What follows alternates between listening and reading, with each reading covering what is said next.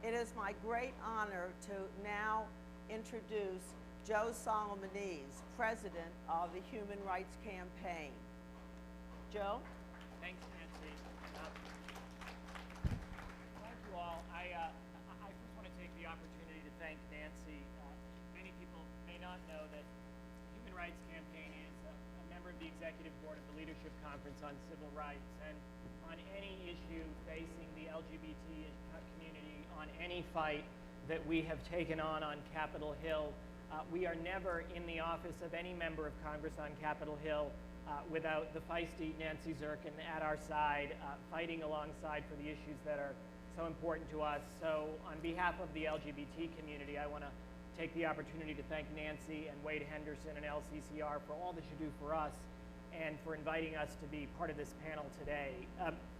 The question that Nancy and Ellen asked me when they invited me to be part of this panel is what the wedge issue, or whether or not the wedge issue of introducing GLBT people, or more to the point, same-sex marriage into the electoral dialogue in this election cycle was going to occur the way that it had in the past. And so I thought that I would quote Karl Rove, who on August 16th in the Los Angeles Times suggested that, in fact, no, it would not be. And whether, I think most of the people in this session and most of the people here in Denver this week are genetically wired to disagree with Karl Rove on just about everything. I think we will, we might agree with him on the fact that in this election cycle, as he said, it is not likely that issues facing the LGBT community, or in particular same-sex marriage, would be one of the wedge issues that we would see in this election cycle. I think that's for a number of reasons. I think first and foremost, we've seen support for marriage equality in this country move.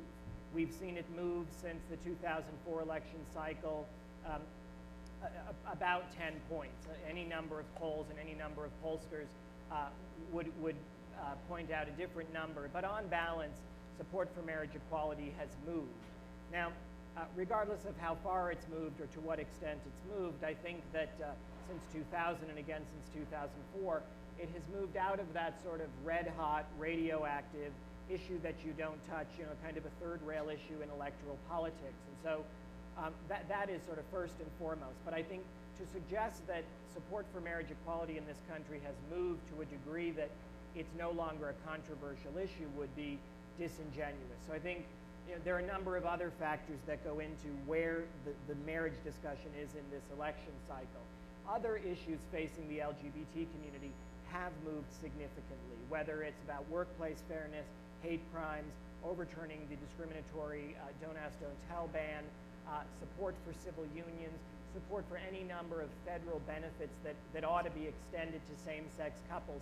So in a sense, regardless of how much or to what degree the question of where you are in marriage equality has moved, the basket of issues and the basket of questions that the electorate evaluates around GLBT issues has moved such that it has really turned down the volume, turned down the heat on a whole range of LGBT issues. So I think that the polling is first and foremost. The second, of course, I think is where that question fits in the broader set of issues that the electorate is considering in this election cycle. I think in the 2004 election, we had a kind of an electoral sentiment that was still somewhat fearful post 9/11. You know, where do you point to as institutions and issues that are of importance to you, your communities of faith? Well, you know, how might we sort of tear apart that institution with the electorate, introduce the subject that same-sex couples would like to be married in your communities of faith?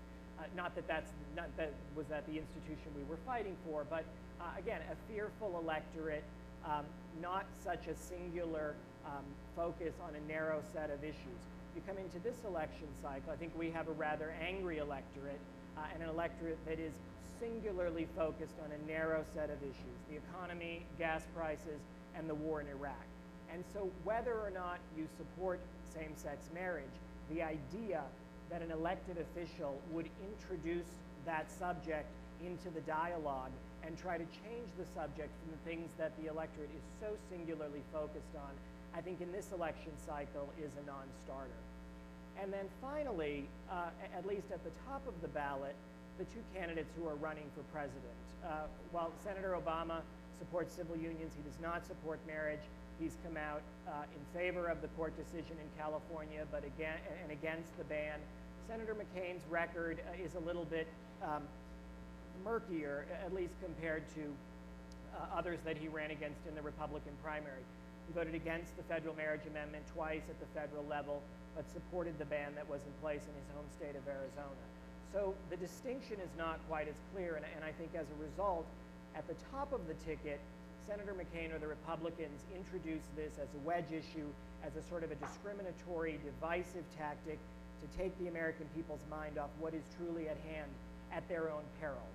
And that to me is a sea change. The notion that you could say to the American people, you may think you're worried about gas prices, I'm going to convince you that what you're really worried about is same-sex marriage, is an absolute non-starter. And I think at the top of the ticket, that's a strategy that our opponents undertake at their own peril.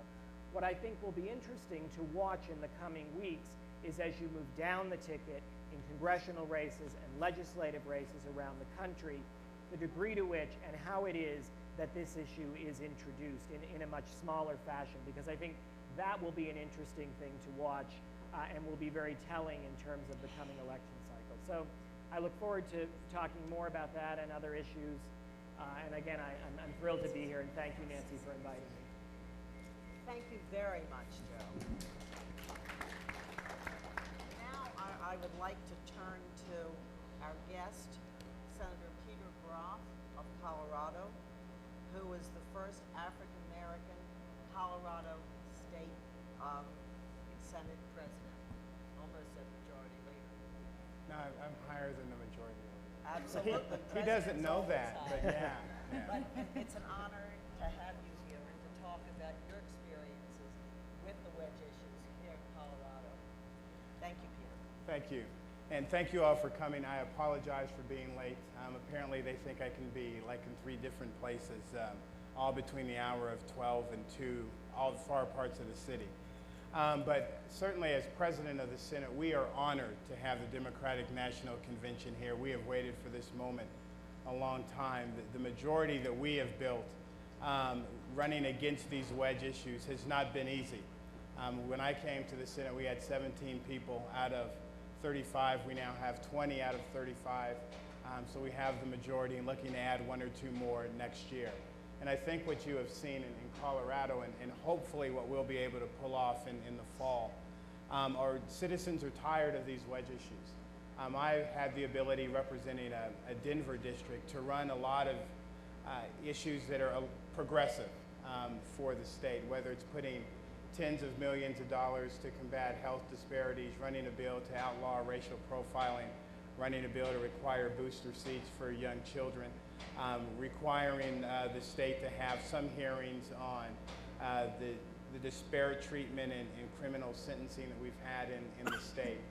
But each of those we ran up against this kind of divide and conquer mentality of the right. And so I know this personally, what they are certainly trying to do in this election, because we've seen it here in the state. And there are at least 3 issues where we have seen it directly within the past year or so.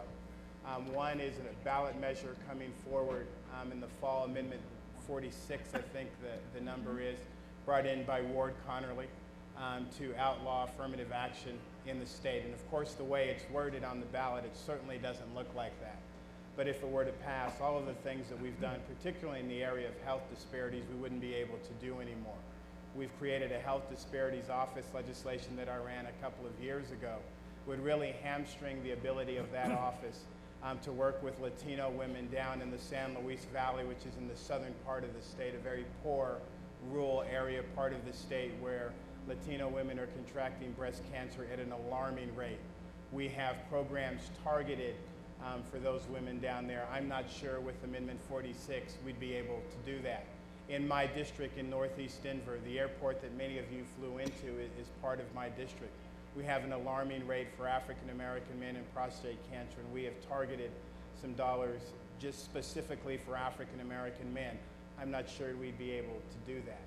We have really been forcing our flagship university, the University of Colorado, to look at the low number of African Americans and Hispanics enrolling at that flagship university. So we have created some programs to help recruit qualified, I want to say that, qualified students to attend the university and help offset tuition. But I'm not sure we'd be able to do that. And so we are very concerned about Ward Connerly's effort to bring Amendment 46 here. And we've seen what it did to the University of Michigan over the past couple of years and in Washington and California. We have seen this kind of divide and conquer mentality on the issue of fairness for gay, lesbian, and transgendered folks. We have passed a slate of issues over the past couple of years with the help of our new governor, Bill Ritter. We weren't able to get through with our former governor of the other party. But we've been able to pass a couple of years to really be very progressive in that area. And we have seen those arguments delivered on the floor of the Senate about gays and lesbians and what awful things they might wrought if you're able to say, hey, we'd like to join together just like other people are. We have seen it in the area of immigration, certainly here in the West. And we understand as Democrats, particularly in the Colorado Senate, that the system is broken. But what we have tried to do here is just draconian, to be frank about it. And so we have seen the divide and conquer mentality on those three issues. And so personally, I'm going through that. But each and every time we have faced those tactics, we've been able to win because the people of Colorado understand that this state has to move forward together. That's why Republicans have lost the Senate seat 4 years ago. That's why they're going to lose one in November. That's why Barack Obama will win here in November. That's why we're going to add seats to our majority in November, because the people of this state say that we understand that we have got to move the state forward together. We can't do it in bits and pieces. We can't do it on the backs of children. We can't do it. That may have been my minority leader from the Senate. But what we've been able to do really is show Colorado that we move this state in a progressive manner where everybody benefits if we're able to work together. And so that's why the divide and conquer tactics really haven't worked in this state. Thank you very much, Peter. Very, very enlightening, because you have been on the ground. Arturo Vargas is Executive Director of the National Association of Latino Elected Officials. Arturo? Thank you, Nancy. And let me echo Joe's appreciation for the leadership of the Leadership Conference on Civil Rights on all of our issues that we've been working on. And with regard to immigration, the fact is that you can set your xenophobic clock to the economic downturn. As much as our history is one of being a nation of immigrants, our history is rich in anti-immigrant movements. Immigration as a wedge issue is cyclical. Every time the economy turns down, immigrants become the boogeyman. And if you remember, the last time this happened was in the 1990s. Started out in California, that's where I'm from. And we're not proud sometimes of the movements we sent toward the east. Prop 187 was one of those that I think was one of California's most terrible legacies. But what it resulted in is, I think, what is going to be changing in politics going forward. If you remember, Prop 187 would have essentially created a scorched earth policy in the state of California. It even went to the federal level with the passage of welfare reform. Ultimately, it was declared almost entirely unconstitutional. But what that did, it served as a catalyst to mobilize immigrants in the state of California. Throughout the 1990s, about 1 million legal permanent residents in California became United States citizens. And what they did is fundamentally change the nature of the electorate in the state of California. One of the reasons today why we say California is a blue state is because 1 million legal permanent residents who became citizens did so because they were pushed away and pushed into the Democratic Party by Pete Wilson and others of that era. A lesson that seems not to have been learned by some of the Republican leadership today. Now, what is different about the anti-immigrant experience we're having at the beginning of this century is how widespread and acceptable it is to be anti-immigrant. If you were to substitute any group for the kind of language is used to describe immigrants today, if you were to say about African Americans what people say about immigrants, if you were to say about Jews what people say about immigrants, if you were going to say about women what people have to say about immigrants, it would not be acceptable. But because they are immigrants, it's common on radio, it's common on television, it's common and it's accepted. And it's serving as a dehumanizing element of people. But rest assured, it is also serving as yet another catalyst for the mobilization of millions of immigrants who participate in our democracy. We all remember the marches of 2006, where millions of people like never before seen in this country took to the streets of America saying, "We are America." And there were immigrants, there were children of immigrants, there were friends of immigrants coming together to say that they would not stand for legislation that would criminalize being an undocumented immigrant in the United States today. Those marches started a movement. In 2007, just last year, 1.4 million legal permanent residents in 1 year alone applied to become U.S. citizens. And at least 2/3 of them will make it through the process and be eligible to vote by November 2008. Now there's two elements about the 2006 marches and the 2007 movement of naturalization. It's going to have an impact on the 2008 elections, especially when it comes to the immigrant vote and the Latino vote. Remember that in 2006, the people who marched, many of them were 16 and 17-year-olds. There were high school students texting each other, mobilizing, and telling each other where to meet, on which street corner, and where to march to make themselves heard. Okay, so what if it was a federal legislation and then they went to City Hall instead? They were making a statement. And what they were saying was, today we march, tomorrow we vote. Well, tomorrow has arrived. And what we have today is a new generation of young people who have come of age in a politicized environment with their consciousness raised like never before. One of our Achilles heels as a society is that 18 to 24-year-olds are the least likely to participate in our elections. We believe this is going to be the difference, that the anti-immigrant experience of what politicizes these young people is going to make them into participants from the moment they turn 18. And know that every month, 50,000 Latinos in this country turn 18 years of age. And they're doing so today knowing that they need to have a voice at the ballot box. The other element is those people who applied for citizenship last year and since the 1990s. A naturalized citizen is like a converted Catholic. A converted Catholic is more Catholic than the Pope. A naturalized citizen does not take his or her rights for granted. Give you an example. My mom became a citizen in 1994 precisely so she could vote against Pete Wilson. The following year, she voted to legalize medical marijuana. So bless her heart. She has not missed a single election. And millions like her have not missed a single election. And so those 2/3 of that 1.4 million legalized permanent residents who will become citizens before November, and the millions of them who did so in the 90s and 2000s, are looking at the current experience and saying, this is the election where we will make our voice heard. And we at NALEO, in association with other organizations, such as the We Are America Alliance, will do everything we can to ensure that the voice of the immigrant voter, of the Latino voter, is heard. Because what is at stake here is really the future of this country. And when it comes to immigration as a wedge issue, if you look closely at what has happened now, we have two candidates that are both for comprehensive immigration reform. Different tastes of it, but nonetheless, they're for immigration reform.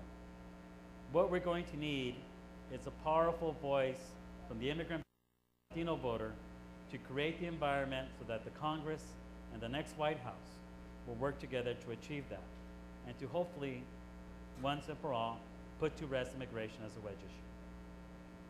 Thank you very much, Arturo. LCCR has worked directly with the immigrant rights community in terms of dealing with this as a wedge issue, dealing with African Americans and labor and the immigrant rights community, and we've all hung together, and that's a very important point, that we have not been divided. It is now my pleasure to introduce Ellen Buckman, LCCR Vice President for Field Operations. Ellen. Thank you so much, Nancy, and thank you everyone for being here in this rather warm tent today, and for all of you who are viewing it within your air-conditioned setting. I appreciate you doing it as well. It's a pleasure to be up here with my colleagues, Nancy, Arturo, and Joe, and certainly Senator Groff. It's always wonderful to hear from him, and whether it's from here in Colorado when I have the chance to be here, which has been a lot these days, or whether it's from my desk in some remote location, I've always admired Senator Groff's work, so it's terrific to be here with you all and with him especially. As Nancy said, my name is Ellen Buckman, and I am the Vice President of Field Operations for the Leadership Conference on Civil Rights. And as a field organizer and as someone who cut my teeth in field organizing, I've seen over a number of years now what the ground war looks like with respect to the wedge, because I work with many of you in the room and around the country confronting these issues. And I've seen firsthand the horrendous impact that wedge politics plays on all of us, particularly those of us who are working to advance the ball, if you will, to both educate people about why these issues are so important to them and meaningful to them in ways that are meaningful, as opposed to having rhetorical diversions that we need to respond to. So I'm going to sum this panel up by sharing with you some of my observations firsthand on what we've seen and what we've witnessed. Not sure if we're going to get into the multimedia aspect of my presentation or not, but we'll try and see if we can. But first, before I do so, I think it's really important to clarify simply what it is we're talking about and what we mean by wedge, and what we mean by the fiendishly clever approach that our opponents have taken by using wedge politics. I mean, you actually have to give our opponents some credit, because what they do is they get support through doing very little, by using two primary things, and I'm summing it up pretty simply. One, rhetoric, and two, tactical diversion. And rhetoric, we all know what that means. We've all cited examples in the various pieces of our work that we have done, whether you're talking about what Senator Groff was discussing with respect to Ward Connerly's so-called civil rights initiative, or whether you're talking about fairness for immigrants. You're talking about rhetoric that often is used at its height and lifted up in a way that catapults people to supporting just the rhetoric and not knowing what in fact they're supporting. And that goes to the second point, and that's the tactics that are used. We've seen, again, using the equal opportunity fight as an example, over and over again in our country for the last 11 years or so, in just the ballot initiative context, the use of a ballot initiative, quite frankly, as a tactic to divide the electorate, so that they think they're supporting one thing when in fact they're banning another. They think they may be supporting providing civil rights for everyone, when in fact they're supporting a ban on equal opportunity policies such as affirmative action.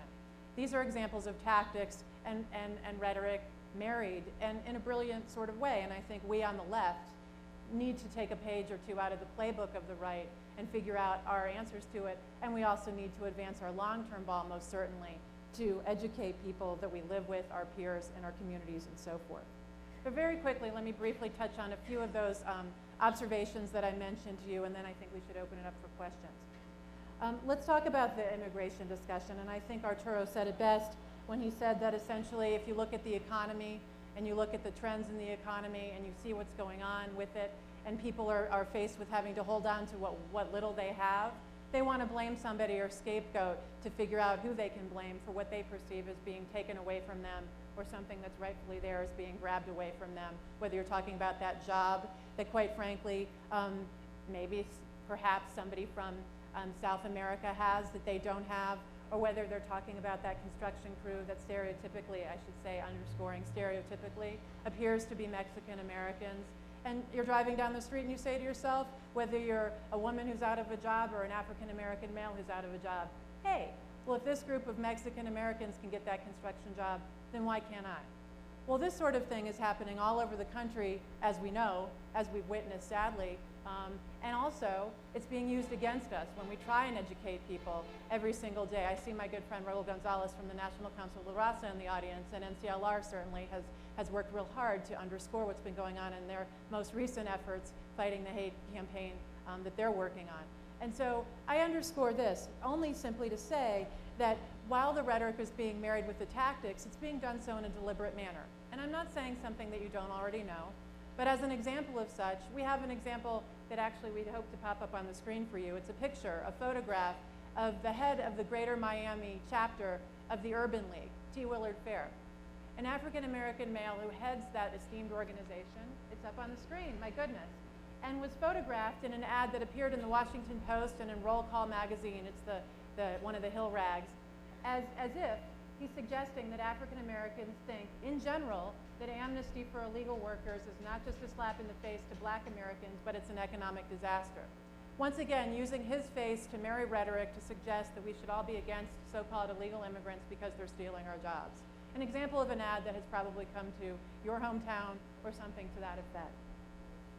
And as we've heard, we know that people don't feel this way. So when people have a chance, and whether you know this through polling or through the work of our organizations or through something else, when people have a chance to have a conversation and understand that there are things going on that matter to them in the Latino community, just as in the white community, just as in the African American community and so forth, then common ground can be found. And we've been joined by my good friend Hillary Shelton, who directs the Washington Bureau of the NAACP. So I'm going to very briefly touch on one more thing, and we'll turn it back over to Hillary to talk about one of the wedge issues that I've already mentioned very, very briefly in the hopes that Hillary, you would be here. But before we do, let me just touch on one other thing, and that is, as Joe Salmonese talked about, while we hope and cross our fingers and toes as we think about this, that certainly marriage won't be used as a wedge issue during this cycle, we know that certainly rhetorically in certain places around the country, our opponents of the GLBT civil rights community will try as best they can to advance the ball, at least from a rhetorical standpoint. And let me just give you a little bit of data that suggests that Americans may not fall for this, because quite frankly, as Joe touched upon, they don't believe it. As a recent poll by Quinnipiac University suggested, only about 1/3 of those polled in a recent poll, and I know it's a poll, so it's not everyone, but only about 1/3 of those polls were against the idea of marriage equality. 1/3 in fact supported marriage equality, and 1/3 in fact supported civil unions. So at the end of the day, we're talking about 2/3 of people who were polled who support some sort of marriage or civil union being provided equally to those in the GLBT community. So once again, we say to ourselves, wow, they've got us once again on the ground hype and on rhetoric and on tactics, and this is something that we, frankly, whether you're a Democrat or a Republican, whether you're a nonpartisan, a nonprofit representative, need to heed and understand is being used very, very deliberately. In conclusion, before we turn it over to Hillary, I have to say, because I have good friends here in the audience and around the country who are working, and this is a good segue for you, Hillary, to counter who I think is one of the most actually successful, sadly enough, purveyors of fraud and of wedge politics, the merchant of fraud, as some of us call him, Ward Connerly. Ward Connerly, as I said before, is going around the country essentially as someone who has once benefited from equal opportunity policies, as a minority business enterprise beneficiary himself in the 1980s in California when he ran his own construction company. He is now trying to turn back the clock on others so that they can benefit from the same policy by, again, using wedge tactics through ballot initiatives and rhetoric like civil rights initiative to get people to believe the hype. It's with that I will thank you for the opportunity to be here and talk with you and present Hillary Shelton, the director of the Washington Bureau of the NAACP. Ellen, thank you so much. Thank you. Thank you. And I certainly apologize for being late, but quite frankly, it was a wedge issue that separated me from being with you. Just a few blocks over, there was a big standoff that included full military regalia. I don't know if they were SWAT, but the kind of police that are lined up around here, separating those who are anti-gay marriage from those who are pro-gay marriage. And the taunting and the kind of a teasing that went on there was very much like the kind of issue overall playing out right here at this convention.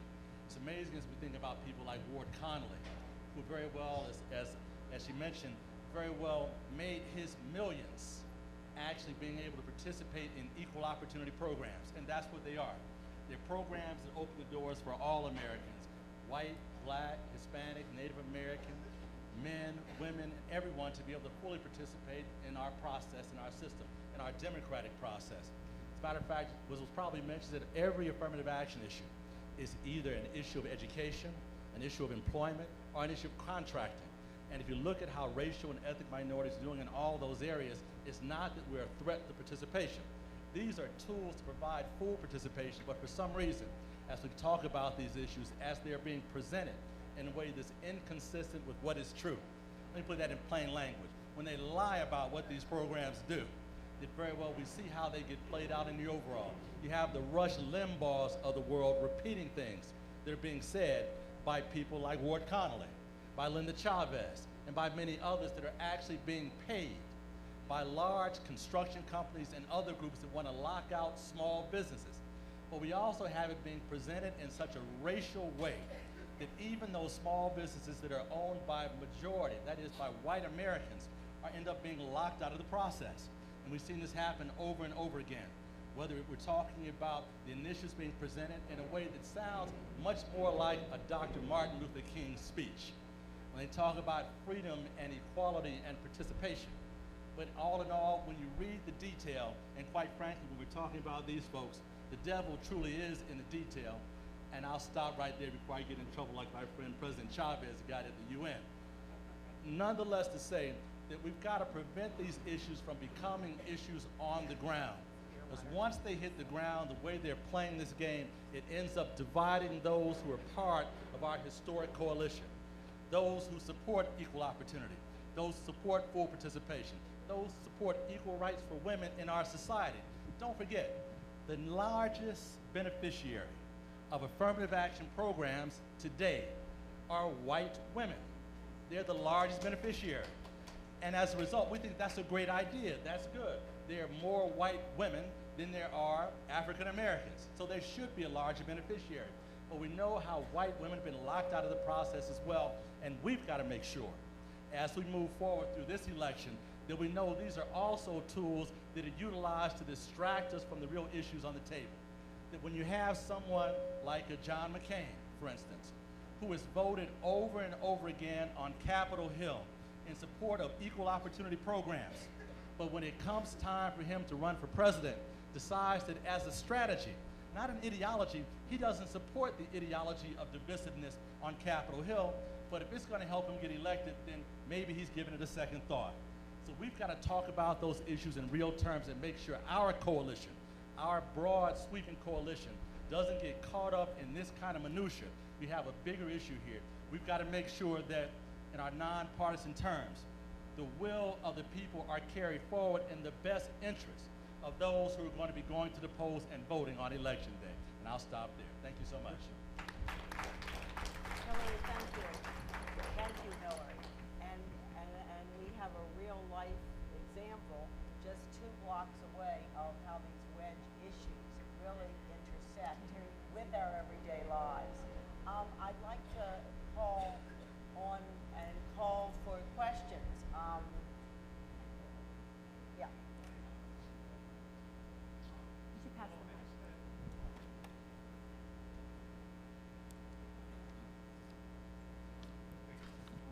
My name's Stephen Robinson. I just had sort of a general question for the group. I had a general question for the group. Excuse me. As a wedge issue, here in America, I think it can be pretty safe to say that the African American community and the gay community have had a strong line between them. As a black gay man in America, I felt it, I've seen it, and it's not very accepted in the African American community to be out, which has led to the whole down low movement, as well as the pervasiveness of HIV infections and things like that moving into the gay community.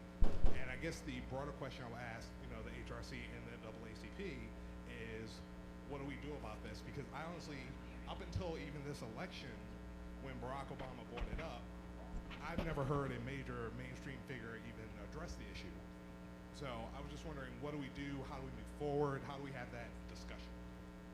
Well, I'm glad that you brought up Barack Obama, because quite frankly, I think that Barack Obama really embodies that challenge. Barack Obama has spoken to me a number of times about GLBT issues. And what he says is that his principal goal is really to bring disparate groups of Americans together who are oftentimes working toward the same goal, but are working at odds with one another toward that goal. And at the federal level, on federal issues, you're actually looking, I think, at some of the people who have been real trailblazers in trying to bridge that gap. People like Hillary and Nancy and Wade under the guise of the Leadership Conference on Civil Rights to really find that common ground and bring groups of people together and bring down those barriers. But quite frankly, it really is going to take, I think, a sea change, and someone like Barack Obama, who goes into the Ebenezer Baptist Church on Martin Luther King Day and challenges the congregants there to do a better job of fighting HIV and AIDS and embracing their GLBT brothers and sisters. Let me just first agree with everything Joe said. We work in coalition on Capitol Hill all the time, and we love seeing it when we can get our members on the ground working in coalition along those lines as well. But the point you're making is absolutely right, and even as we're sitting at the table, we sometimes, almost jokingly, but very seriously as well, talk about how don't ask, don't tell. It's a policy that Bill Clinton talked about for the military, but quite frankly, we're convinced it was actually invented in the African American church. The very well as we talk about our neighborhoods and understand who's there and what's there, sometimes it's really an issue of how we talk about the issues as much as the substance. For instance, the NAACP testified in opposition to an anti-gay marriage constitutional amendment on Capitol Hill. We don't believe that the Constitution should be enshrined with discrimination, and that's exactly what that particular policy would do. So in some ways, talking about it in the terms that we realize in the African American community is in very civil rights oriented terms, protecting rights for all Americans, making sure no one is discriminated against because who or what they might very well be, and that very well everyone should have full equal opportunity in our society. We talk about it in those terms, even the most problematic of folks are going to have to agree that there's something about this that we have to work with and make sure we address. Can I just add one thing to that? I think our allies, people like Hillary in the civil rights community and the African American community, have done an extraordinary job of advocating on our issues. And I think within the GLBT community, we could do a better job of looking up outside of our own community and ourselves and think about working in broader coalition. We're doing it at the federal level. We need to do a good job in the states. Where you see that being done, I think, in an extraordinary way is in the state of California around the California marriage fight, where the coalition is organized labor and the NAACP, the broader civil rights community, and corporate America. And it's a smart and effective campaign that I think we're going to win. Thank you, Hillary and Joe. Next question. Yes, I think that we have a real live wedge issue right here in the Democratic Party based upon people who felt so strongly about how Hillary Clinton was portrayed in the media and that she didn't get the nomination, that now they're going to vote for McCain or they're not going to vote at all. And that we don't look at back in history and learn that the 14th and 15th Amendments pitted the suffragettes against the abolitionists, and because those two could not continue working together, it took an additional 50 years for women to get the right to vote. So I want to know what people like you are doing to urge the people who feel that Hillary was betrayed or whatever in favor of a black man, because that's what people are saying, you know, and we need to put it out there on the table and talk about it. And how have you guys been talking about that? If I could take that, or if I could begin with that, I'm a longtime feminist. I was with a large women's organization before the Leadership Conference on Civil Rights. So I'm very well aware of the history which you speak. You're absolutely right. And we see that happening, as Hillary alluded to, in affirmative action. Affirmative action overwhelmingly benefits white women, but yet the wedge that Ward Connerly and others try to drive is between African Americans and women. as far, and we've seen this played out in the presidential campaign earlier on. And the truth is that I think that there are still a segment of Hillary supporters that feel that way, but increasingly, what I'm seeing, and with Hillary's ad today, is she will not put up with this kind of divisiveness, with this kind of language. We cannot pit each other against each other. We all lose. It's not a zero-sum game. We have to rise up, all of us. Let me just add to that, substantially speaking. You're looking at someone who considers himself a feminist as well. I had to be able to demonstrate my feminist credentials so that my feminist wife would marry me, but also so we could get the approval of her feminist mother and her feminist father as well, because he'd been trained by her. But with all that being said, if you really want to look at the substance of the issues, take a good look at the NAACP's federal candidates questionnaire, presidential candidates questionnaire. What you'll see side by side was where Hillary Clinton's positions were on issues important to the African American community, where Barack Obama's positions were on those same issues. If you looked at them side by side, what you see is something that was almost identical. They very well prioritized the issues at the same level, and the only difference may have been a little bit of detail. You know, both believe that health care should be a priority. One says we do it this way, the other says we do it that way. The end result was the same. That's the kind of issue you look at, but then look at side by side with that, as importantly for anyone that wants to be an informed voter, where John McCain stands on those issues. And side by side in that same document at NAACP.org is where McCain's positions are on affirmative action, on health care, on education, on access to housing, on employment discrimination, and other issues that are the true issues that are important to all of our communities. When you take a look at the real details, then very well you see that these broader sweeping approaches of divisiveness, once again, should not stand. Thank you, Hillary. We have time for one more question. Raul? Thank you.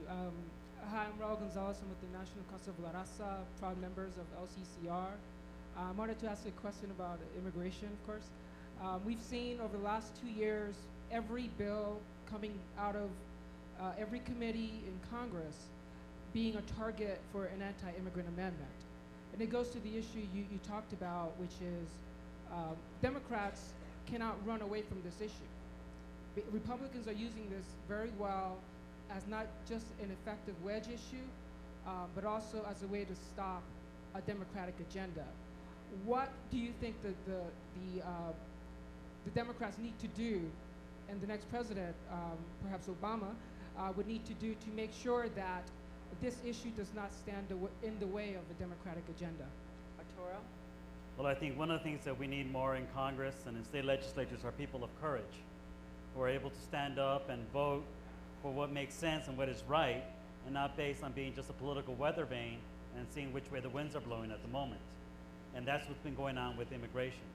And one of the things that's going to change that is if we are able to produce and turn out in significant ways the Latino vote and the immigrant vote, so that members of Congress, that the next White House and state legislatures, all the way down to city councils understand that it is bad politics to dehumanize immigrants and to promote anti-immigrant policies. That's what it's going to take. Thank you, Arturo, and thank all of you for being here. And thanks to Google and the many, many other folks, the bloggers, everyone who has put this together. I think that our 50 minutes is up. Thank you for coming.